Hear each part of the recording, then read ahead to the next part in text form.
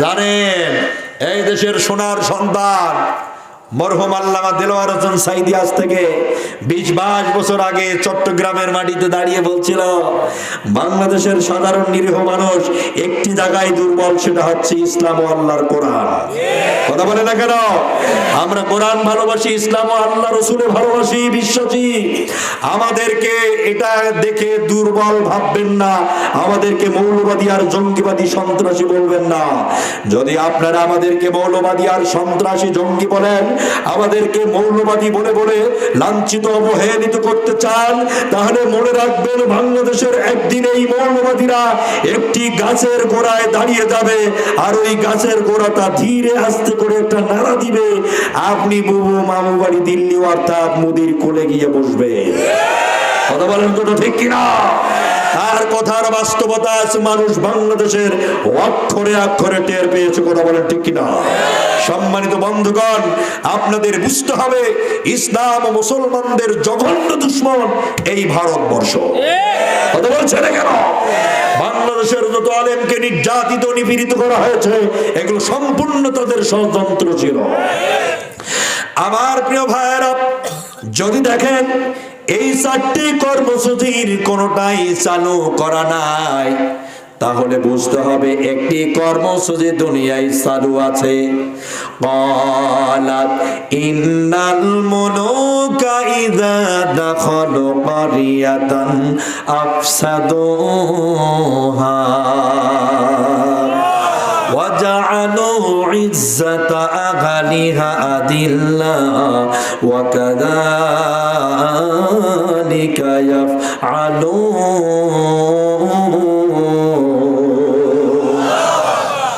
মহান আল্লাহ তাআলা বলেন, এই 4টি কর্মসূচি যদি দেখো দেশের মধ্যে চালু নাই, তাহলে বুঝতে হবে একটি কর্মসূচি দেশে চালু আছে, সেটি হলো এই ইজ্জাতা আহলিহা আজিল্লা, জালেমদের কর্মসূচি।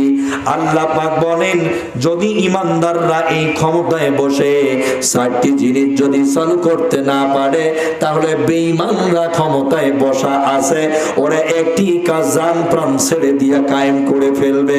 সেই কাজটা হলো ইজ্জাতা আহলিহা আজিল্লা, যাদের ইজ্জত সম্মান সম্ভ্রম আমার আল্লাহ দান করেছেন, সেই ইজ্জত সম্মানওয়ালা মানুষগুলোকে ওরা ধরবে, ধরে ধরে তারা সম্মান হানি করে দিবে।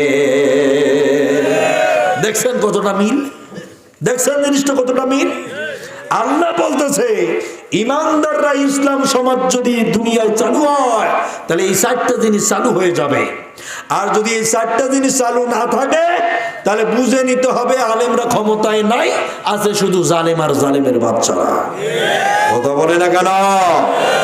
সম্মানিত ভাইরা, আর জালেমরা যদি দুনিয়ায় আসে, তাহলে কি করবে? কি করবে? তার একটি কাজ সবচেয়ে বেশি করবে, সেটা হচ্ছে ইজ্জাতা আহলিহা আজিল্লা, ইজ্জত যার আছে তাদের ধরে ইজ্জত নষ্ট করে ছেড়ে দিবে। বাংলাদেশে প্রিন্ট মিডিয়া, ইলেকট্রনিক্স মিডিয়া, যত মিডিয়া আছে, এমন কোন মিডিয়া, হলুদ মিডিয়া ছিল না বাংলাদেশে এই 16-17 বছরে যে ওনার গোলামি করে নেন। কথা বলে না কেন?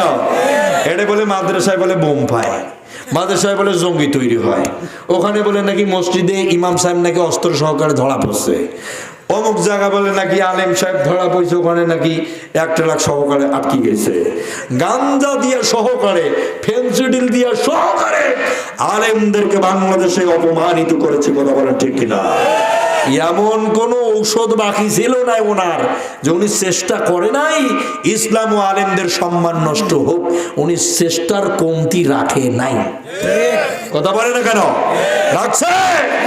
আর দেশের পুলিশ বাহিনী আগে যদি আমাদের দেখতো, তাহলে চোখ পাকড়া পাকড়ি করে কাছে এসে বলতো, কই যাবেন আপনি? কোথায় গেছিলেন? কোথায় গেছিলেন? মাহফিলে গেছিলাম। ফোন দেন? ফোন দেই। মানে ও মনে হয় আমার সামনে আসছে ডাকায়। প্রশাসন যে জনগণের বন্ধু, তা না হয়ে যেন হয়ে গেছে শত্রু। কথা বলে না কেন?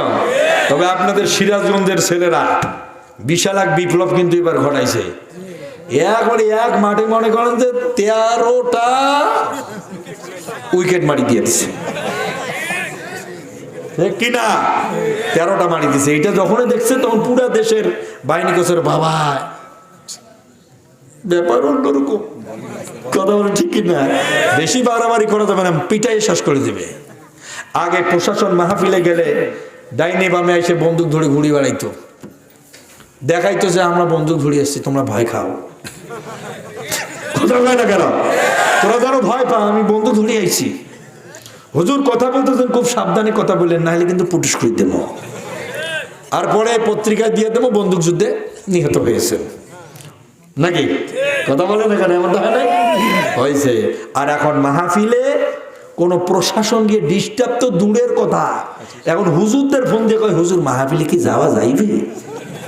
যে আইসেন আপনি আইন। আগে ডাইরেক্ট গিয়ে রেট দিত, বলতো হুজুর আপনার আলোচনা শর্ট করেন, মনে হয় ফেরাউন আল কব্বর থেকে উঠি। কথা বলেন কথা ঠিক কিনা?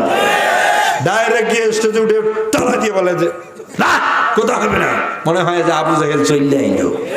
وقال الذين كفروا لا تسمعوا لهذا القرآن والغوا فيه لعلكم تغلبون। কোরআন শুনতেও পারবে না, বলতেও দিবে না, এমনটা হয় নাই? কথা বলেন না কেন হয় নাই? এই যে গত টাইমে ও পালার মনে হয় 3-4 মাস আগে এই ঢাকা গাজীপুরের একটা মাহফিলে কালিয়া কইরে আমি ওয়াজ করতেছি, হুট করে একজন মুরব্বী আমার ডান দিকে বসা, তো ওনার লাল দাড়ি ধরে দেখে আমি তো মনে করলাম যে উনি খুব ভালো মানের একজন ব্যক্তি হবে। শুনতে আসছে এক পর্যায়ে শুনতে ওনার গ্যাস্ট্রিক মানে মাথায় উঠে কৃমি মনে হয় মাথা ঢুকছিল, দম করে মারলো একটা থাবা। আমি তো আশ্চর্য হয়ে গেছি, কি বাবা আপনি এরকম করলেন কেন? না আপনি এটা বলতে পারবেন না। তাই কইছি যে আপনার কাছ থেকে মানে আমার এই প্রাইভেট নিয়ে তারপরে কইতে হইবে। আর এতদিন পড়াশোনা করাটা কি ঘোড়ার ঘাস কাটছি আমি? হ্যাঁ কোথায় না আপনি এটা বলতে পারবেন না। তা আমি কইছি এইটা উঠে মাথাটা ফাড়াই যাবো পারে বা এখান থেকে। ও পালাস সত্যি কিন্তু দিয়ে দিতাম, এমন মেজাজ খারাপ হয়ে গেছে। তা আসলে এই যে কিছু মানুষ কোরআন শুনলে ঈমান বাড়ে, আবার কিছু মানুষের কোরআন শুনলে আবার শয়তানি বাড়ে। এটা কি বিশ্বাস হয়? কথা কয় না কেন? বিশ্বাস হয়। কোরআন যার ঈমান আছে ওর ঈমান আরো বৃদ্ধি পাবে। আর কিছু মানুষ আছে যে কোরআন শোনা মাত্রই ওর শয়তানি কিভাবে করা যায় সেইটা ওর মাথাতে আসবে। ঠিক না বেটে? এগুলো বহুত আমরা দেখছি এই 16-17 বছরে। আরো কিছু একটা মাহফিলে গিয়ে দেখলাম বড় ভিটে এলাকায়, সেখানে উঠে বসছি, তো মানুষ হবে লাখখানেক হবে মানুষ। কথা বলতেছি প্রায় 20 মিনিটের মতো বলছি। বলার পরে তো লোকজনের একটা অন্যরকম তরঙ্গমালার সৃষ্টি হয়ে গেছে, মানুষ গ্রহণ করতেছে আলোচনাগুলো। ঠিক ওর মধ্যে লাইটিং দিছে অফ করে। তা আমি তো মনে করছি যে আন্দারু মাঠটা দিবে নাকি, এরকম একটা মনে ভাব আসলো, কোনো একটা কিছু দিবে নাকি। তো আমি একটু রেডি হয়ে আছি, কোনো ছায়া মায়া পাইলে মানে সরে যাব, এরকম একটা রেডি প্রস্তুতি গ্রহণ করছি। কিছুক্ষণ পর দেখা গেল যে না, মাইকটাও অফ করে দিছে। এরপরে আমি সা করে ওই জায়গাটাকে সরে আর একটা চেয়ারে গিয়ে বইয়া বসছি। কোনো টার্গেট মার্কেট তো হইতে পারে, কি বলেন? দেখেন না, সরে গেছে। যেমন একজন সাহাবীর বিষয় বলে, উনি যেখানে আছেন কাফেররা দূর থেকে তাকে আসতেছে আক্রমণ করার জন্য।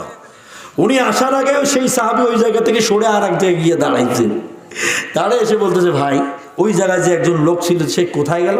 সাহাবী বলতেছিল যে ওইখানে সে ছিল, এখন নাই। কি বুঝলেন?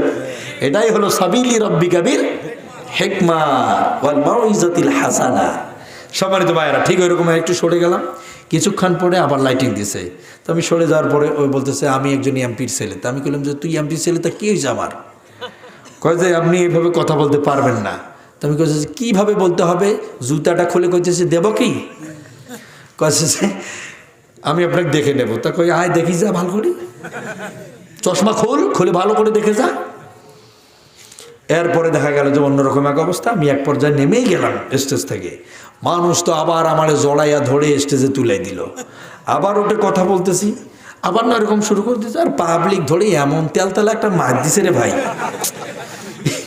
এই মায়ের কথা বললে আমার মানে রুচি ভানে নষ্ট হয়ে যায় জানেন, এমন মার দিচ্ছে। সর্বশেষ আমি তারে গিয়ে দেখে আসছি, আর হাতটা ভেঙে গেছে পিটন খাইয়ে।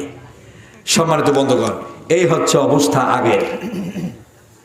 আগে মাহফিলে কথা বলতে গেলে কত যে জঞ্জাল রে ভাই, এই বলা যাবে না, সেই বলা যাবে না। কত লোক আইসা মাহফিলের উঠার আগেই রুমের ভিতরে খাবারের টেবিলের পাশে বসে বলে, হুজুর এইটা কইেন না, হুজুর ওইটা কইেন, এই কোন সেই কোন। মনে হয় যে ও আমার প্রিন্সিপাল আছে, এইটাই বসে আছে, ও আমার শিক্ষক আইসা বসে আছে এখানে। মনে চায় যে আমি আর বক্তব্য না নিয়ে ওর ঘাত দইরে এটা লাগে দেয় যে তুই কবে না, ঠিক না বেঠে? এমনটা মনে হয়েছিল। সম্মানিত বন্ধুগণ, তাহলে সেই দিন শেষ, আগামী দিনে এখন শুধু বাকি আছে কোরআনের বাংলাদেশ। এটাই শুধু বাকি, ঠিক কিনা? এটাই শুধু দেখার বাকি। আমার প্রিয় ভাইয়েরা, কেন দুনিয়ার মানুষের আইন দ্বারা শান্তি আসবে না? কেন নিরাপত্তা আসবে না? কেন মানুষ দিন দিন অশান্তির মধ্যে ডুবে যাবে? তার একটা নমুনা আপনাদেরকে আমি দেব। আল্লাহ পাক বলেন, ইয়া কওমি ইবুদুল্লাহা মা লাকুম মিন ইলাহিন গায়রু। আল্লাহ পাক বলেছেন, কওমি ইবুদুল্লাহ, কওমের মানুষগুলোকে বুদুল্লাহ, আল্লাহর আইন মানতে বলো। হে রাসূল, আপনি দুনিয়ার মানুষগুলোকে বলেন, দেশের মানুষগুলোকে বলেন, জনপদের মানুষগুলোকে বলেন, রাষ্ট্রের মানুষগুলোকে বলেন, ফ্যামিলির মানুষগুলোকে বলেন, বংশের মানুষগুলোকে বলেন, শতাব্দীর মানুষগুলোকে বলেন, বুদুল্লাহ, আইন চলবে কার? আরো ধরে বলেন, কার? আইন চলবে আল্লাহর, আইন চলবে না মানুষের। আজ দুনিয়ায় আল্লাহর আইন নেই বলে অশান্তি রয়েছে। আল্লাহর আইন যদি থাকতো তাহলে আপনারা সঠিক বিচার সব জায়গায় পেয়ে যেতেন। আমার প্রিয় বন্ধুগণ, মানুষের আইন আর আল্লাহর আইনের মধ্যে পার্থক্যটা কতটা আপনি জানেন? সম্মানিত বন্ধুগণ, মানুষের তৈরি করা আইন ও মতদর্শের গায়ের মধ্যে লাগিয়ে দেওয়া আছে সরিষার তেল আর গিরিশ। চেনেন? কথা বলে না কেন? চেনেন? গিরিশ চেনেন? গিরিশ এটা কেমন জাতীয় জিনিস? শুধু তেলতালা নাকি কি হয়? পিছলা। চোর যখন চুরি করতে যায় শরীরের মধ্যে গিরিশ আর সরিষার তেল লাগায় আর মনে মনে বলে, রব্বানা জালামনা আনফুসানা ওয়া ইল্লাম তাগফির লানা ওয়া তারহামনা লানাকুনান্না মিনাল খাসিরিন। হে আল্লাহ, আমি চুরি করতে যাইছি, আমি যেন ধরা না পাই, আমিন। ঠিক কিনা? চোর যখন চুরি করতে যায়, সরিষার তেলে গিরিশ যদি তার গায়ের মধ্যে থাকে, আপনি যতই তলে জাবড়াইয়া ধরেন, ও পিছলাইয়া পালাইয়া যাবে। এই দুনিয়ার আইনের গায়ের মধ্যে আছে গিরিশ, এই দুনিয়ার আইনের গায়ের মধ্যে আছে সরিষা তেল। আজ এই জন্য চোরের বাচ্চাগুলো চুরি করে ধরা পড়ে, ও আবার ডাকাত হয়ে বেরিয়ে আসে, ডাকাত হয়ে ধরা পড়ে, আবার সে জেলের মধ্যে চলে যায়, ডাকাইতের গডফাদার হয়ে পিছলি বেড়ে আইসে, আবার ডাকাত হয়ে ধরা পড়ে, ডাকাইতের গডফাদার হয়ে বেরিয়ে যায়, গডফাদার সাহেব ধরা পড়ে, জেলের ভিতর থেকে এই পিছলা সরিষা তেলার গিরিশের কারণে আবার সে মাস্টার মাইন্ড দাতা হয়ে বেড়ায়। আর ইসলামটা এমন একটা আইন রে ভাই, এই ইসলামের গায়ে কোনো সরিষার তেল নাই, এই ইসলামের গায়ের মধ্যে কোনো গিরিশ পাবেন না। ইসলাম এমন এক আইন, আপনি টাকা দেন, পয়সা দেন, আপনি যাহা কিছু করেন না কেন, স্বজন প্রীতি খাটবে না। চোর যদি ধরা পড়ে তাহলে কি হবে? কথা বলে না কেন? কি হবে? এর বিপরীত আর কোনো সিস্টেম আছে নাকি? আছে নাকি? জেনাকার যদি ধরা পড়ে কি হতে পারে? এখন আপনার কথা বলেন না কেন? ধর্ষণ করে যদি ধরা পড়ে তাহলে কি হইতে পারে? এর বুক পর্যন্ত মাটিতে কেড়ে দেওয়া হবে। ইসলামের বিধান হলো বুক পর্যন্ত পুঁতে এই ধর্ষকের পাথর নিক্ষেপ করে ঢিল দিয়ে দুনিয়া থেকে তার সরিয়ে দেওয়া হবে। এই কোরআনের আইনটা যদি বাংলাদেশে থাকতো রে, এই মতদর্শ চালু হয়ে যেত। একজন চোরকে যদি ধরা হতো অথবা একজন ধর্ষক বা জিনাকারকে যদি ধরা হতো, ঢাকার বাইতুল মুকাররমের সামনে যদি তাকে দাঁড় করিয়ে দেওয়া হতো, বাংলাদেশের সব মিডিয়াগুলোকে যদি ডাক দিয়ে বলা হতো লাইভ করো, সারা পৃথিবী ছড়িয়ে দাও, যদি একটা চোরের একজন জিনাকারের যদি শাস্তি প্রয়োগ এই শরিয়া বোর্ড দ্বারা করা হতো, আমার মনে হয় আর দ্বিতীয় অপরাধী এই জমিনে বাটি চালা দিয়ে পাওয়া যেত না। কিন্তু না, এই কোরআনকে প্রতিষ্ঠিত হবে না যারা এই কোরআনকে রাষ্ট্রীয় মর্যাদা দিতে চাবে না, শুধু ওই কয় শ্রেণীর লোক যারা চোর আর ডাকাত, কারণ ওটা চুরি করে খাবে, ও যদি ধরা পড়ে ওর হাত কাটা যাবে, এই জন্য সে ইসলাম সহ্য করতে পারে না। ও ইসলাম সহ্য করতে পারে না, কথা বলেন ঠিক কিনা? ইসলামের সবার যদি আসে তাহলে ওর শাস্তি দেওয়া হবে ব্যাপকলি, এজন্য সে ইসলামকে আসতে দেয় না।